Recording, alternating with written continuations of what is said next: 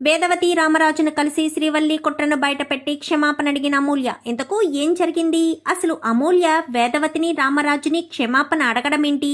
మరి అలా అమూల్య శ్రీవల్లి కుట్రను బయటపడితే వేదవతి ఎలా రియాక్ట్ అయింది? ఇదంతా కూడా వీడియోలో చూసి తెలుసుకునేద్దాం. ఇల్లు ఇల్లాలు పిల్లలు అప్కమింగ్ ఎపిసోడ్స్లో ఏం జరగబోతుందో ముందుగా తెలుసుకోవాలి అనుకుంటే వీడియోని లైక్ చేసి ఛానల్ని సబ్స్క్రైబ్ చేసుకుని పక్కనే ఉన్న బెల్ సింబల్లో ఆల్ పై క్లిక్ చేయండి. ఇలా చేయడం వల్ల మేము పెట్టే ప్రతి వీడియో కూడా నోటిఫికేషన్ రూపంలో ముందుగా చూడగలుగుతారు. మొత్తం మీరు చూసుకున్నట్లయితే ఇంకా వల్లి చాలా సంతోషపడిపోతుంది నర్మద వాళ్ళు వెళ్ళిపోయారని. గోడ కొట్టిన బంతిలా మళ్ళీ నర్మద వాళ్ళు ఇంట్లో అడుగు పెట్టేసేసరికి ఇంకా ముగ్గురు మొహాల్లో నెత్తురు చుక్క లేకుండా ఈ ముగ్గురు కూడా డల్ అయిపోతారు. ఎందుకంటే ఈ కొద్దిసేపట్లోనే వీళ్ళు చాలా ప్లాన్లు వేసుకుంటారు.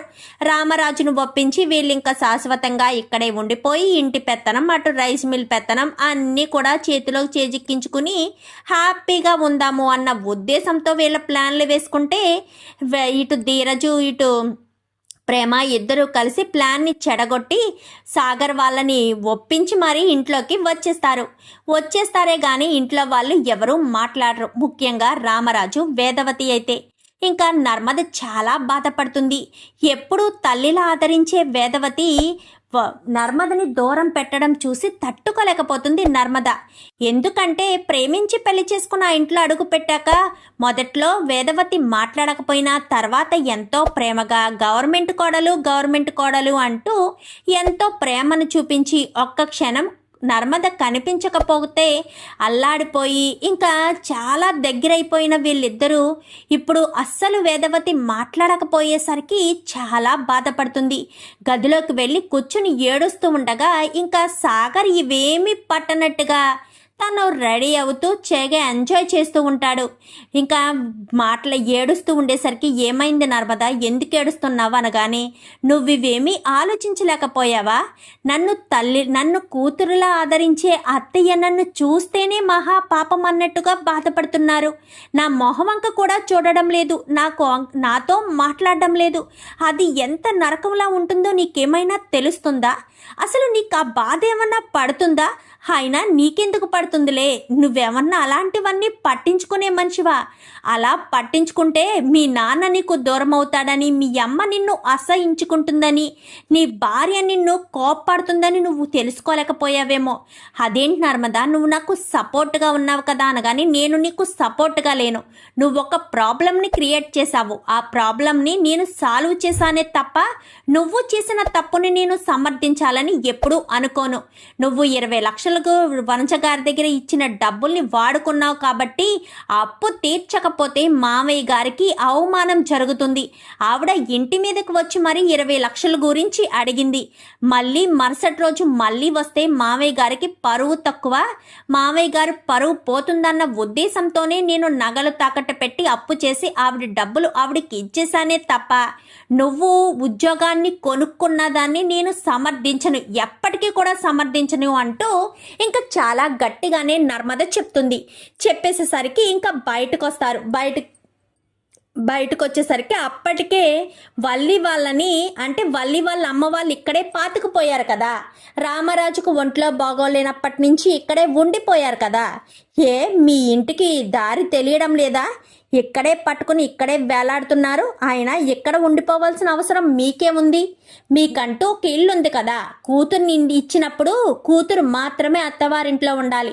కూతురుతో పాటు తల్లి తండ్రి కూడా వచ్చి అత్తవారింట్లో ఉండవలసిన అవసరం లేదంటూ గట్టిగా సమాధానం చెప్పేసేసరికి నీకేంటి, నువ్వెందుకు మా అమ్మ నాన్నలు వెళ్ళిపోమని చెప్తున్నావు అనగానే, నేను ఎందుకు చెప్తున్నానో నీకు తెలుసు, కాదు కూడదు అంటూ ఇక్కడే పాతికిపోయి గోతులు తీస్తూ ఇదంతా చేయడానికి ప్రయత్నిస్తే మాత్రం నేను ఊరుకోను. నాకు మీ మీద అనుమానం మాత్రమే వచ్చింది. ఎందుకంటే ఫంక్షన్కి అందరూ వెళ్ళారు, మీ అమ్మా నాన్న రాలేదు, మావయ్య గారు రాలేదు.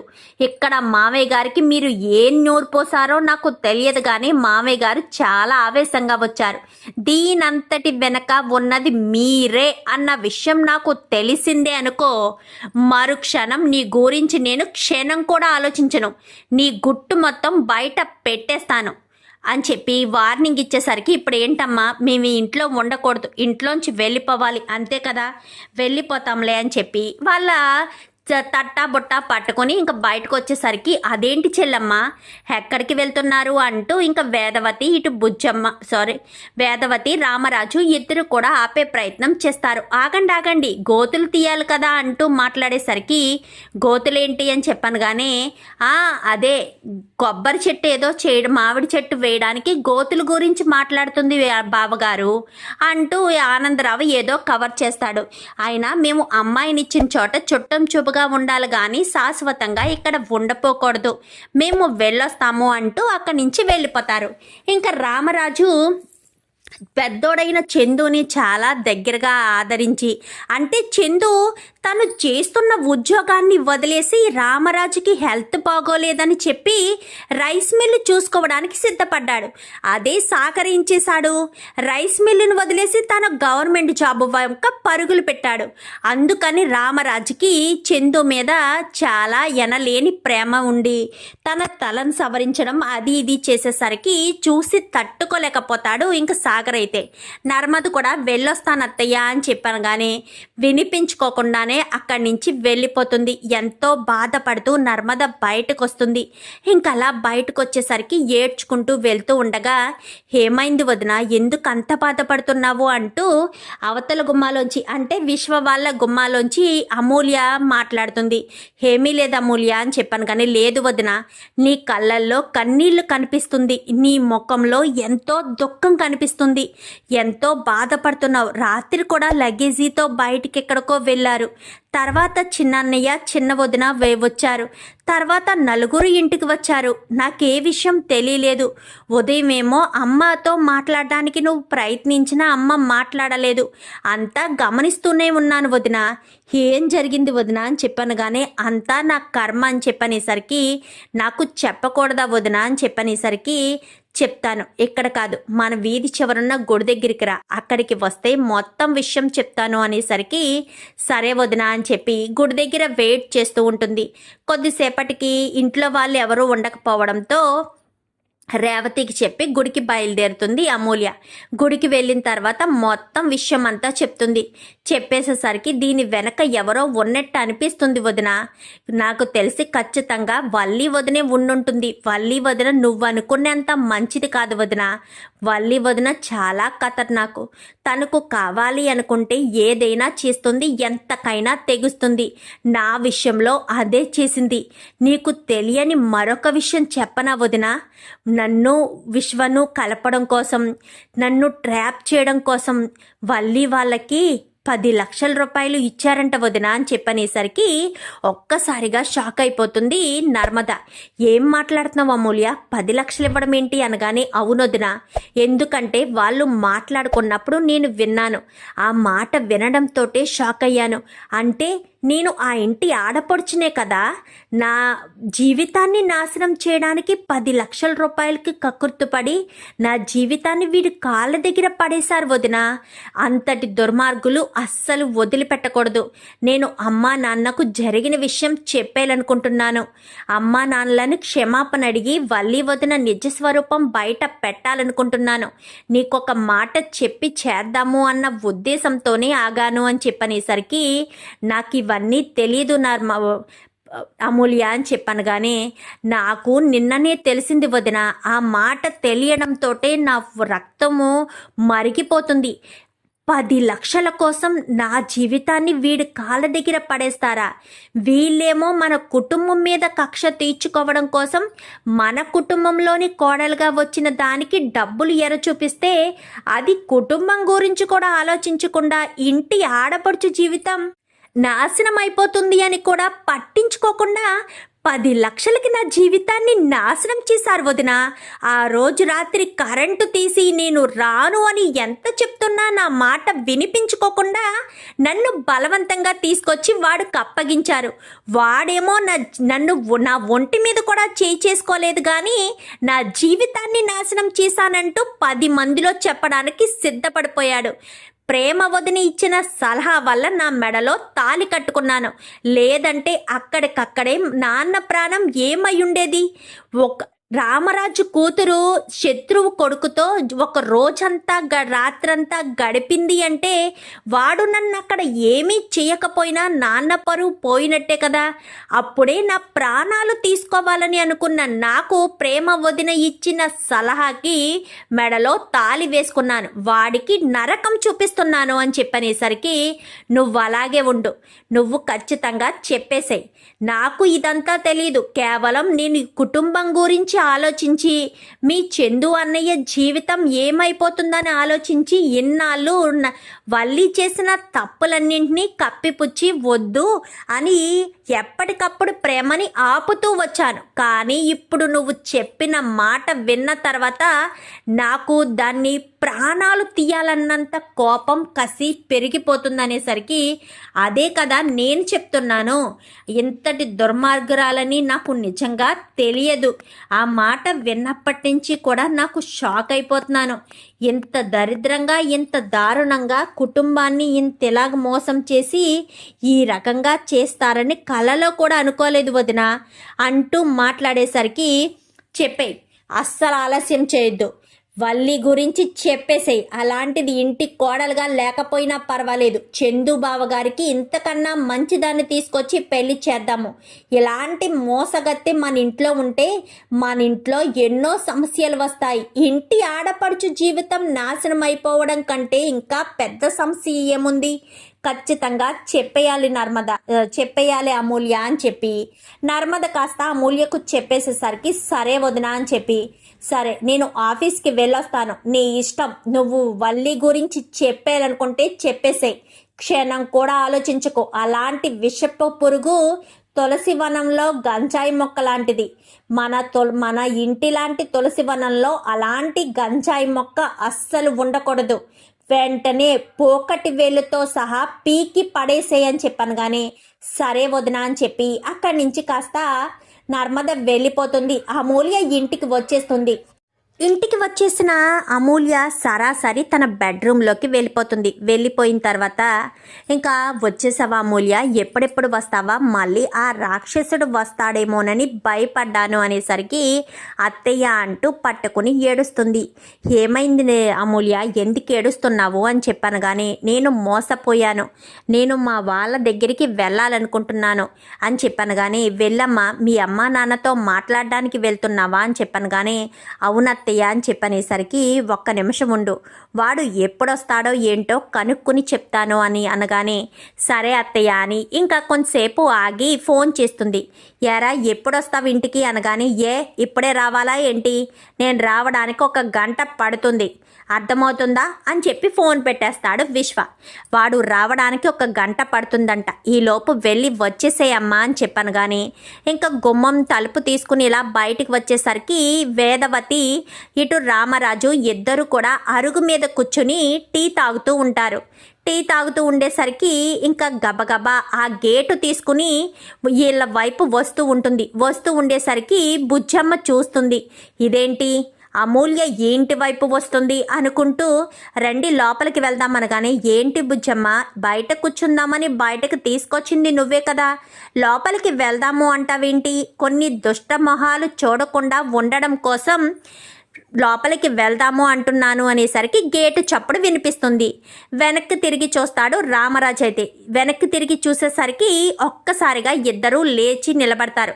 అక్కడే ఆకవే, అసలు నీకు ఇంటితో ఏం సంబంధం ఉందని వస్తున్నావు అనగానే నాకు ఈ ఇంటితో సంబంధం లేదా, ఈ ఇంటితో సంబంధం లేని వాళ్ళు ఈ ఇంట్లోనే ఉన్నారు, నాకు ఈరోజు ఈ గతి పట్టడానికి కారణమైన వాళ్ళు ఈ ఇంట్లోనే ఉన్నారు, తప్పులు చేసిన వాళ్ళు ఇంట్లో ఉండొచ్చు కానీ నా తప్పుకి బలైపోయిన నేను ఇంట్లోకి రాకూడదా అని చెప్పనేసరికి ఏంటే ఏం మాట్లాడుతున్నావు, నువ్వు కదే తప్పు చేశావు, వాళ్ళు ప్రతి క్షణం మీ నాన్నను అవమానిస్తున్నారని తెలిసినా వాడిని ప్రేమించావు, పోనీలే ప్రేమించావు అని నీ తప్పు నువ్వు తెలుసుకుని మీ నాన్న చూసిన సంబంధాన్ని చేసుకోవడానికి సిద్ధపడ్డావు అనుకుంటే చివరి క్షణంలో వాడితో లేచిపోయి వాడితో తాళి కట్టించుకున్నావు కదే.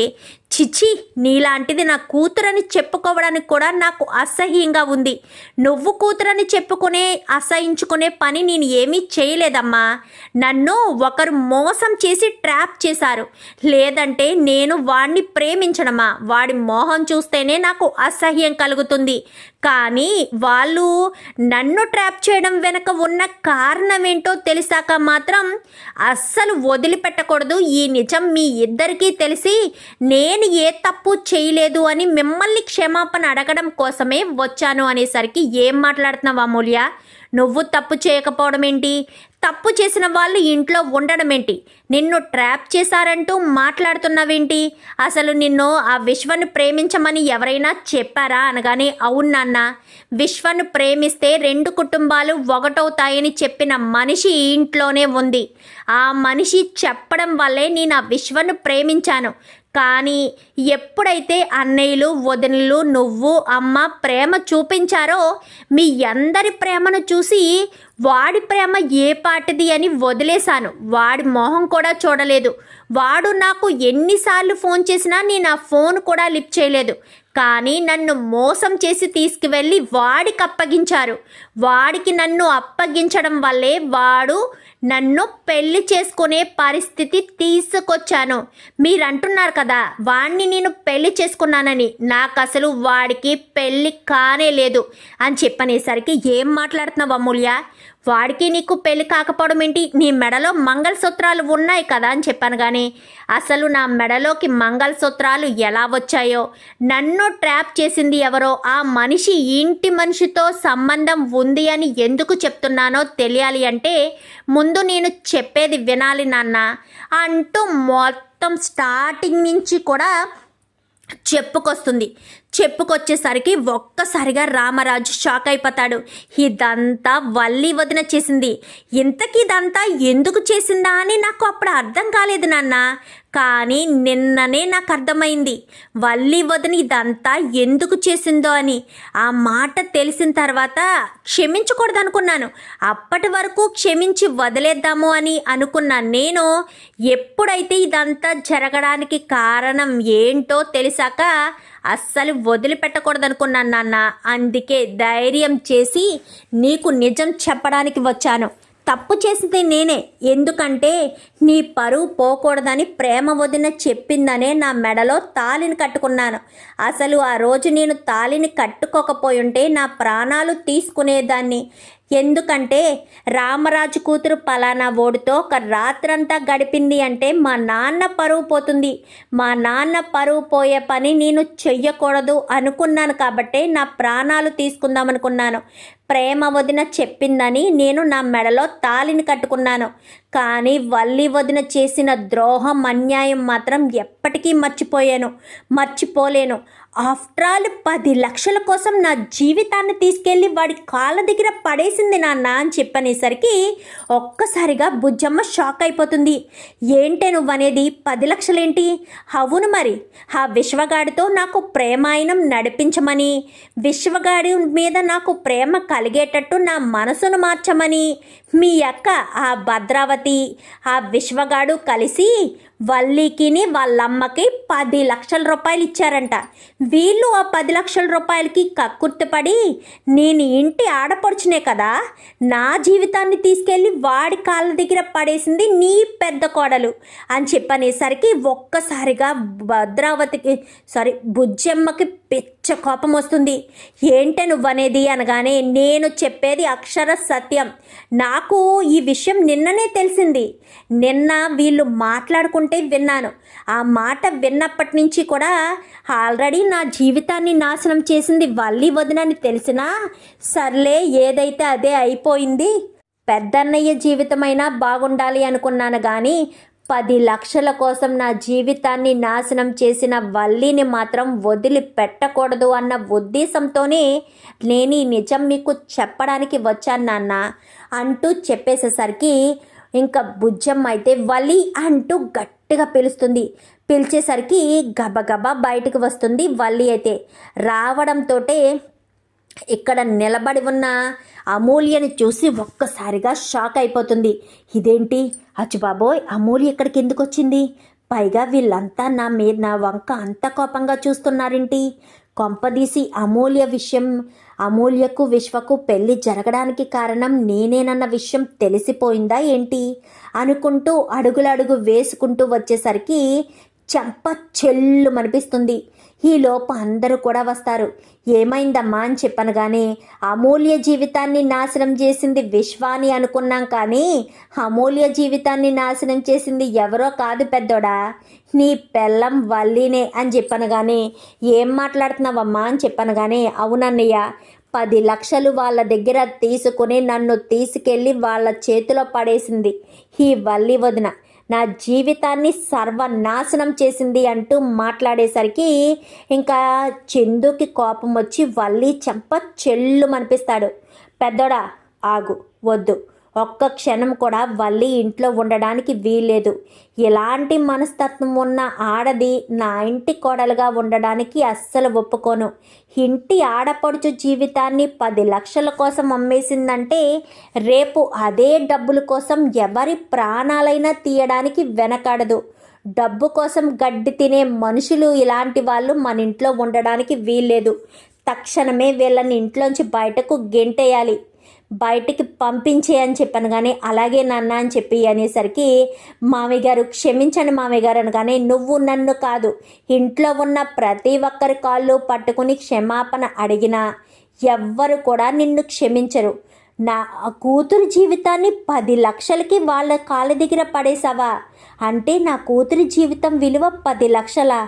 నా కూతురి మీద ఎన్నో ఆశలు పెట్టుకున్నాను తెలుసా.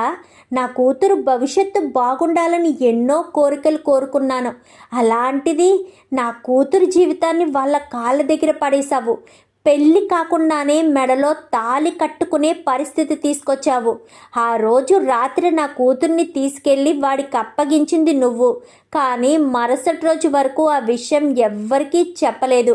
అప్పుడే మాకు చెప్పుంటే, నిజాన్ని బయట పెట్టుంటే ఆ రాత్రిపూటే వెళ్ళి నా కూతుర్ని కాపాడుకుని వచ్చేవాళ్ళం కదా నర్మదా.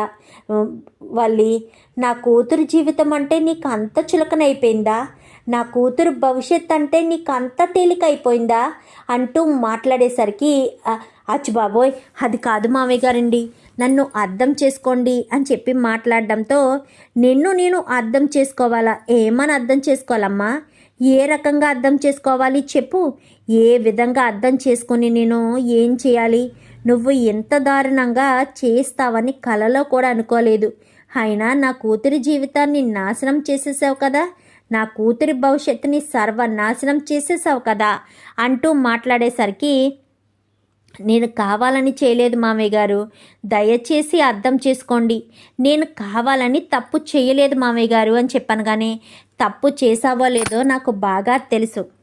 వద్దు, ఇంకా నువ్వు నాకు చెప్పినా నేను ఏమీ వినదలుచుకోలేదు, ఏమీ వినను కూడా అంటూ చెప్పడంతో ఇంకా రామరాజు చాలా కోపంతోనే అక్కడి నుంచి వెళ్ళిపోతేనే తప్ప ఎలాంటి సిచ్యువేషన్ ఉండదు అని చాలా కోపంగానే రామరాజు అయితే అక్కడి నుంచి వల్లిని పంపించేసరికి వల్లి ఎంత వద్దంటున్నా, ఎంత చెప్తున్నా కానీ వినిపించుకోకుండానే వల్లిని అక్కడి నుంచి వెళ్ళిపోమనేసరికి వల్లి కాస్త అక్కడి నుంచి వెళ్ళిపోయేసరికి ఇంకా బుజ్జమ్మ అయితే చాలా బాధపడుతుంది.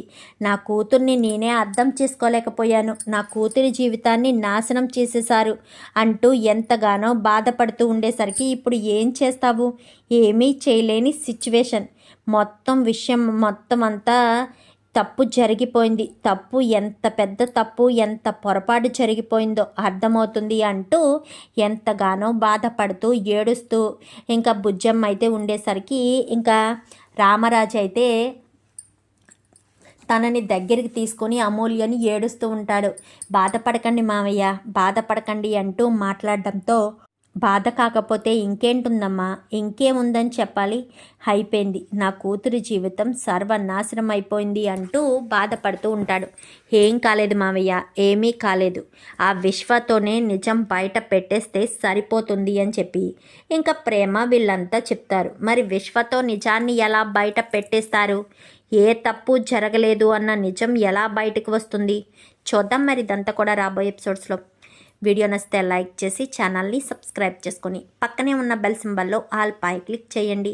ఇలా చేయడం వల్ల మేము పెట్టే ప్రతి వీడియో నోటిఫికేషన్ రూపంలో ముందుగా చూడవచ్చు. శ్రీవల్లి నిజస్వరూపం రామరాజుకి వేదవతికి తెలియాలని మీరు కూడా కోరుకుంటే కామెంట్లో ఎస్ అని టైప్ చేయండి. Thank you for watching.